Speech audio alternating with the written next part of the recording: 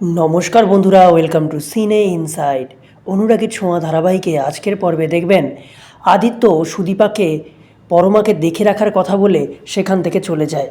সুদীপা মনে মনে ভাবে পরমাকে যে করে হোক সুস্থ করতে হবে, না হলে কাউকে বাঁচানো যাবে না। তারপর পরমার জ্ঞান ফেরে।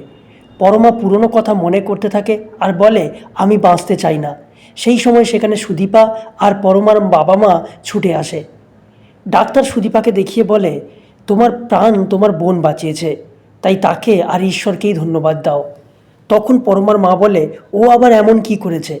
আর ও পরমার কোনো বোন টোন নয়, ও একজন অনাথ। ডাক্তার বলে, আপনারা প্লিজ পেশেন্টকে এইভাবে উত্তেজিত করবেন না, আপনারা দুজনেই বাইরে যান। এরপর সুদীপ পরমার কাছে আসে। পরমা বলে, তুমি কেন আমায় বাঁচালে? আমি মরে যেতে চাই।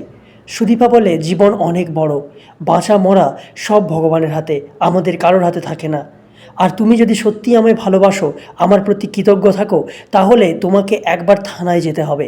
পরমা বলে, কেন? সুদীপা সব ঘটনা খুলে বলে। সুদীপার জোরে পরমা যেতে রাজি হয়, কিন্তু পরমার মা সুদীপাকে যেতে বারণ করে। এদিকে অভ্র আর গায়ত্রী দেবীকে পুলিশ জিজ্ঞাসাবাদ করলে গায়ত্রী দেবী বলে, আমাদের কিছু বলার নেই। পুলিশ অভ্র আর গায়ত্রী দেবীকে জেলে ভরতে গেলে সেই সময় সেখানে পরমা আসে। পরমাকে দেখে সবাই অবাক হয়ে যায়। পরমা বলে, আমি আমার বয়ান দিতে এসেছি।